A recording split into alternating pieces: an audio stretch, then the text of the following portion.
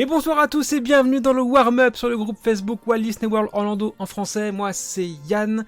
Et le warm-up c'est quoi? C'est une émission qui dure moins de 15 minutes et qui revient sur l'essentiel de l'actu Disney World de la semaine dernière. Et avant d'attaquer l'émission Twitch qui commence, qui sera à l'adresse qui défile en bas de votre écran, très important, ça commence à 20h40.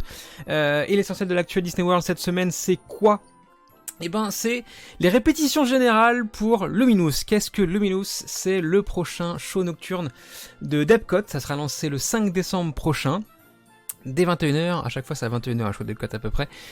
Tous les soirs, à partir du 5 décembre, Epcot Forever tirera sa révérence. Peut-être pas pour toujours, puisque c'est un show qui est déjà revenu 2 fois à Epcot.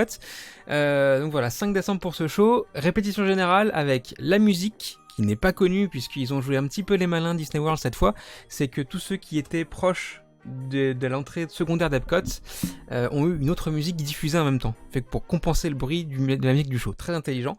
Mais du coup, pyro, light, son, etc., tout a été répété. Il y a d'immenses barges qui sont placées sur le World Showcase Lagoon pour ce spectacle, barges qui pourraient être enlevées au fur et à mesure. On verra ce que ça donne à partir du 5 décembre, c'est dans moins de 15 jours maintenant. J'ai très hâte de découvrir ce spectacle qui s'annonce assez grandiose. Voilà. Deuxième chose, ce sont les files virtuelles à Disney World. Ça change un petit peu pendant la période de Noël. Alors, qu'est-ce que c'est une file virtuelle? C'est un moyen de faire une attraction qui n'est pas ouverte en file classique habituellement. C'est-à-dire, au Magic Kingdom, Tron, à Epcot, les Gardiens de la Galaxie, ne sont pas ouvertes en file classique. Elles sont ouvertes uniquement en coupe-file payant, les Lightning Lane, ou alors en file virtuelle. File virtuelle, vous vous connectez sur votre application mobile My Disney Experience dès 7h du matin et si vous avez une réservation pour le parc en question, pour réserver votre créneau horaire. Vous ne réservez pas un créneau en particulier, on vous appelle au fur et à mesure de la journée, donc plus vous êtes rapide, plus vous aurez un créneau tôt dans la journée, sinon ça sera plus bas. 7h et donc 13h, deuxième chance pour avoir un créneau pour cette attraction-là, c'est entièrement gratuit.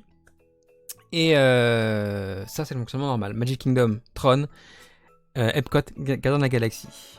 Pendant la période des fêtes, on ajoute à ça le fait que Disney Springs gagne une file virtuelle aussi, oui, pour aller voir le Père Noël, tout à fait. Il sera dispo à la boutique Once Upon a Toy, qui est à côté du World of Disney, pas très loin en tout cas. Et donc voilà, c'est une file virtuelle qui sera accessible à 9h, 11h30, 14h, 16h30 et 19h.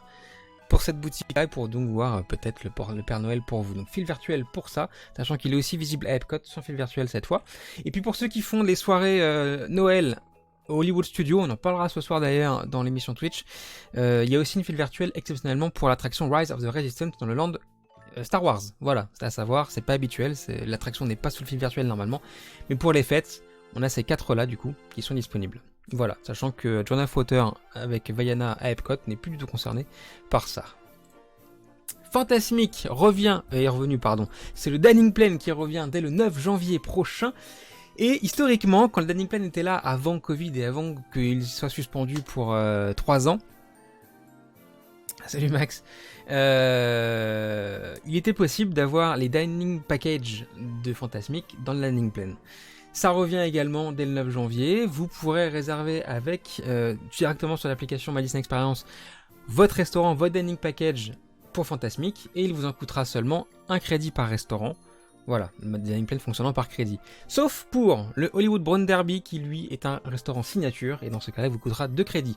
Comment fonctionne le dining plan? C'est très simple entre guillemets, il y en a 2 différents, un vous permettant de faire que des fast-food par jour et un snack, et l'autre proposant de faire un restaurant service à table et un restaurant fast-food dans la journée. Et vous cumulez des crédits, vous avez dès le début de séjour tous les crédits vous permettant de faire tout le reste que vous voulez, vous pouvez consommer tous vos crédits directement si vous voulez en une seule journée. Mais si vous voulez faire un restaurant signature comme le Hollywood Broad Derby, vous pouvez cumuler 2 crédits en même temps pour faire ce genre de restaurant. Donc voilà, Dining Package reviennent également dès le 9 janvier prochain avec le Dining Plan. Et puis, petite nouveauté aussi à Epcot, à l'occasion de la sortie de Wish au cinéma dans quelques jours. Spaceship Earth va se maquiller un petit peu et s'illuminer avec la musique du film. Ça donnera ceci. Visible chaque soir à la nuit tombée à Epcot, c'est très très joli.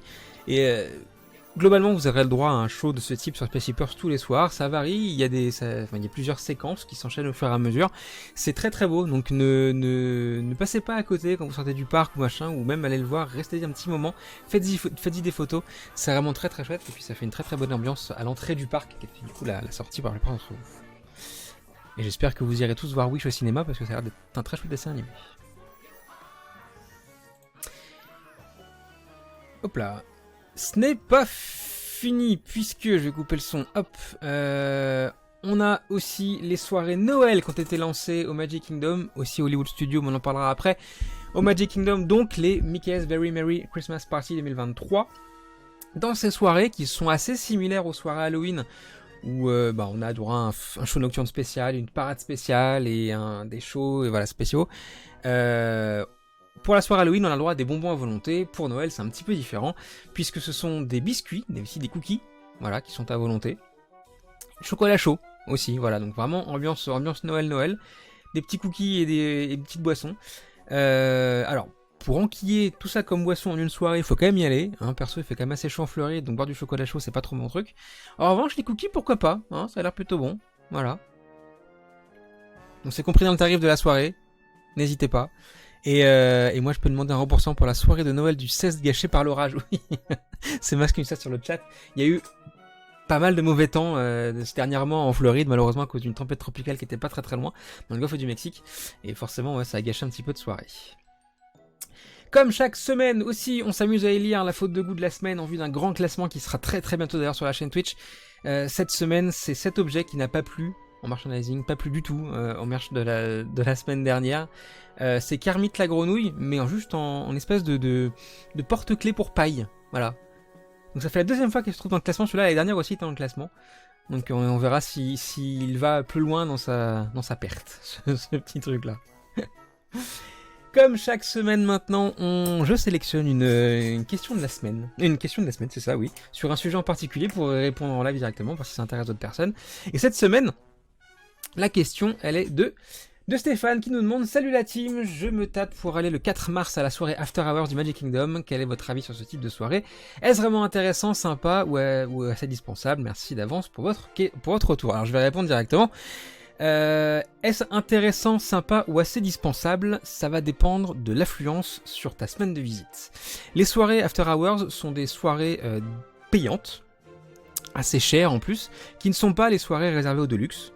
C'est Deluxe, voilà, c'est vraiment une soirée à part, qui se déroule au Magic Kingdom, à Epcot et au Hollywood Studios, entre janvier et avril pour les dates qu'on t'a annoncées actuellement. Il y aura d'autres dates qui suivront, mais entendu après. Et donc, dispensable ou pas, ça va dépendre pour moi en tout cas, de l'affluence que tu auras sur ta semaine. Typiquement, au mois de janvier, c'est assez useless. En février, on peut penser que c'est aussi inutile, sauf vers le bas avec le prix d'index, etc. Au mois de mars, où l'affluence va commencer à remonter parce que le printemps arrive, le spring break arrive, et ça va enchaîner tout un tas de trucs, ça peut être intéressant. Ces soirées permettent de faire des attractions sans beaucoup d'attente, voire même quasiment pas d'attente, ce qui est assez cool. Ces soirées permettront par exemple de faire Tron, où il n'y aura pas de fil virtuel pour Tron. Voilà, ça c'est plutôt cool. L'attraction ayant un très bon débit, ça peut être sympa de pouvoir la faire sans réserver quoi que ce soit. Ça c'est très sympa. Et puis aussi, ça permet de faire d'avoir des snacks et des boissons à volonté. Alors boissons à volonté, on parle de soda généralement, et snacks, ça va tourner autour des pop-corn, des glaces et trucs comme ça. Donc j'estime que pour le prix de la soirée, en fait, quand l'affluence est haute et que ça permet de compenser en fait le fait de ne pas pouvoir faire beaucoup d'attractions en semaine classique, c'est plutôt pas mal. En plus, on peut manger directement sur place. Si ça peut aussi vous économiser un achat de Lightning Lane ou de Genie Plus par exemple pour Magic Kingdom ou pour un de ces parcs là, ça peut être aussi intéressant. Magic Kingdom, je pense que c'est assez intéressant. À Epcot, ça l'est beaucoup moins parce que le parc ne propose pas vraiment beaucoup d'attractions ouvertes à ces soirées-là. Hollywood Studios, ça permet au moins de faire les grosses attractions, Rise of the Resistance, Toy Story Mania, oui un peu, Slinky Dog Dash et Mickey and Minnie Runaway Railway. Il y a tout un... Je pense que c'est essentiellement valable au studio, au Hollywood Studios, plutôt qu'à Epcot, carrément pas. Et au Magic Kingdom, un tout petit peu moins pour moi. Voilà. J'espère avoir répondu à ta question. Comme il faut, Stéphane, qui est sur ce chat, je le sais. Voilà. Dans quelques minutes maintenant, je vais commencer l'émission Twitch. Ce soir, à gagner dans l'émission Twitch, toujours un booster Lorcana. La saison 2 et le chapitre 2 est sorti cette semaine. Je sais que ça a fait beaucoup parler sur les réseaux à cause de manque de disponibilité du jeu forcément. Je peux vous dire aussi que très bientôt, là on se focus sur l'Orcana tous les mercredis et tous les dimanches sur la chaîne Twitch, mais les concours reviennent sur tous les médias Les Voyages de Walt, le groupe Facebook, la page Les Voyages de Walt, Insta probablement aussi, puis le Discord et Twitch. Avec Noël, l'année dernière on avait fait un calendrier de l'Avent. Cette année on va pas le refaire de la même manière, par contre il y aura 2 très beaux cadeaux à gagner, juste avant Noël et un juste avant la fin de l'année. Voilà, de très très beaux cadeaux pour le coup, et je sais que ça va forcément vous plaire. Je suis avant la bascule sur Twitch avec mon identité secrète. Voilà. Du coup, je vais lancer le live Twitch dans 2 minutes. Si vous suivez, merci et à tout de suite. Sinon, je vous souhaite une très très bonne soirée. Et à la semaine prochaine pour un nouveau warm-up. Des bisous